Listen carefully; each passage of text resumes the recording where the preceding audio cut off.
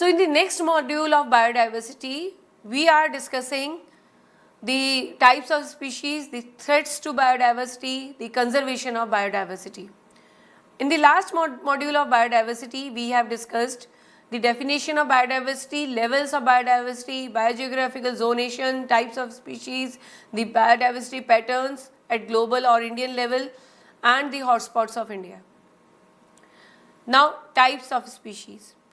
So there are variety of names are given for the species: the extinct species, endangered species, vulnerable species, rare species, and endemic species. The extinct species are those species which are not available for 50 years in the wild. These are under the category of extinct species. The next is endangered species which are on the verge of extinction. Their population is continuously decreasing. That's why these are under the category of endangered species. The vulnerable species, that means the continuous decline of a particular species by over-exploitation of that particular species, that is under the category of vulnerable species. Those species which are not endangered and vulnerable, these are under the category of rare species. And in the last, the endemic species I discussed in the hotspot section as well, which are only available for a particular region. These are not available anywhere else. The endangered species. An endangered species is a species that is very likely to become extinct. That is how I told you that on the verge of extinction in the near future. So either worldwide or in a particular political jurisdiction. Endangered species may be at risk due to factors such as habitat loss, poaching, and invasive species. The International Union for Conservation of Nature and Natural Resources, IUCN, publishes the Red Data Book, which includes the list of endangered species of plants and animals. It may not be complete list of endangered flora and fauna of our country, because right now there is only the studies are going on these species. However, a few species of endangered reptile, birds, mammals and plants are given here. The reptiles like gharial, green sea turtle, tortoise, python, these are under the endangered species. In the birds, great Indian bustard, peacock, the pelicans, the great Indian hornbills, Siberian white cranes, these are under the category of endangered species. Carnivorous, the Indian wolf, red fox, sloth bear, red panda, Indian lion, golden cat, etc. are under this category. The primates, that means hollow gibbon, the lion-tailed musk, the Nilgiri langur, the capped monkey and the golden monkey are under the endangered species.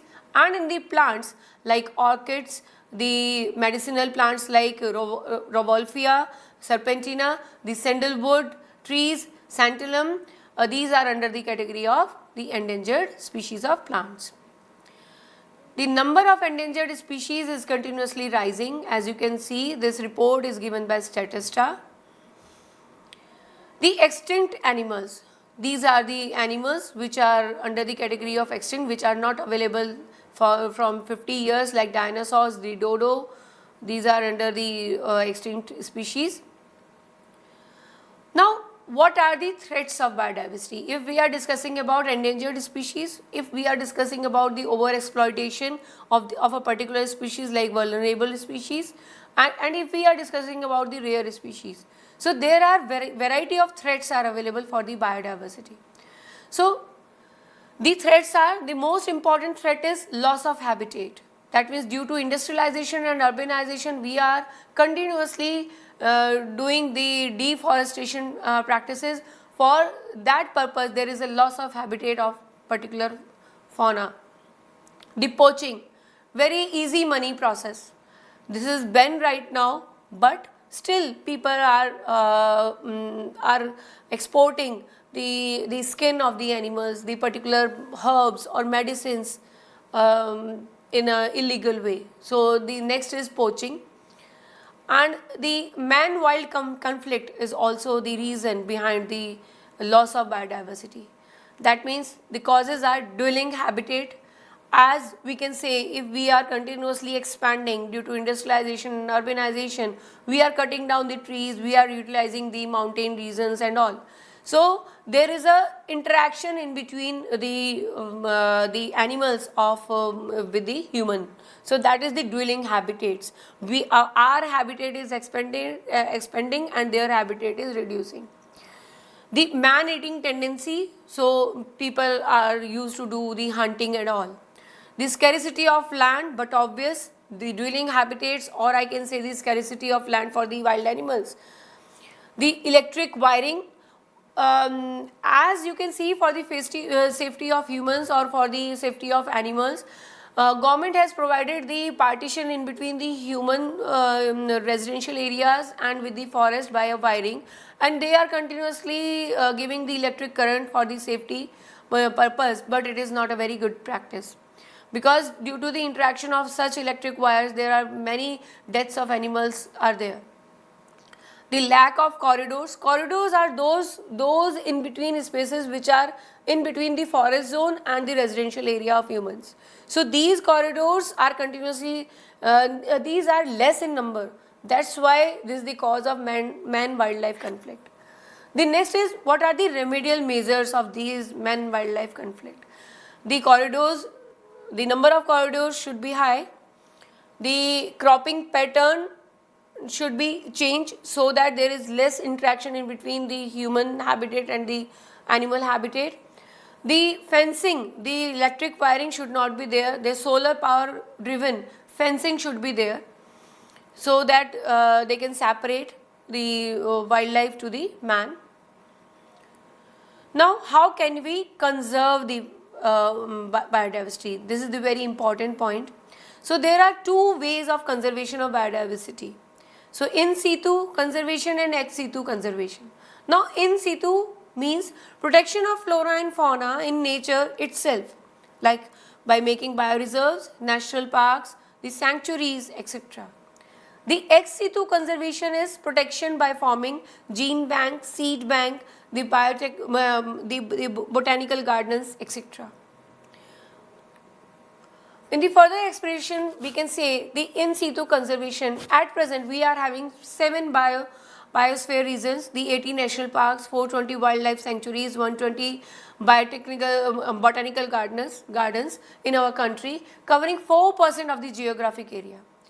The biosphere reserves conserve some representative ecosystems as a while for long-term in situ conservation. In India, we have Nanda Devi in UP, the Naukrik in Meghalaya, the Manas in Assam, Sundarban in West Bengal, Gulf of Mannar in Tamil Nadu, the Nilgiri in Karnataka, Kerala, Tamil Nadu, the Great Nicobars, and these Simipal in Orissa biosphere reserves. Within the biosphere reserves, we may have one or more national parks. For example, Nilgiri Biosphere Reserve has 2 national parks, Bandipur and Nagarhole National Parks. So these are the important national parks I have enlisted in this particular image. These are the wildlife sanctuaries of India. You can see here. For plants, there is one gene sanctuary for the lemon family or citrus family, one for the pitcher plant, or pitcher plant is an insect eating plant in northeast India. For the protection and conservation of certain animals, there have been specific projects in our country. For example, Project Tiger, Gill Lion Project for the safety of these particular species, Crocodile Breeding Project, the Project Elephant, the Snow Leopard Project, etc. So we are continuously trying to preserve in situ level. Now, ex situ conservation process, the main objective of conserving the total genetic variability of the crop species for future crop improvement or afforestation programs. In India, we have the following important gene bank or seed bank facilities which are under the category of ex situ conservation. The first is NBPGR, National Bureau of Plant Genetic Resources, is located in New Delhi. The NBAGR, National Bureau of Animal Genetic Resources, located at Karnal, Haryana. It preserves the semen of domesticated bovine animals.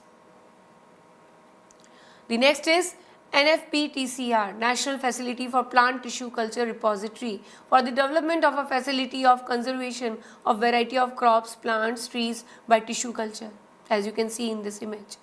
So not only these organizations, these are few examples. There are many organizations are available at national level which are continuously working for the preservation of these genes or species or seeds.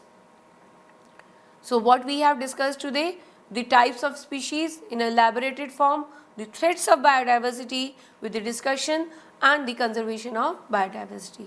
Thank you.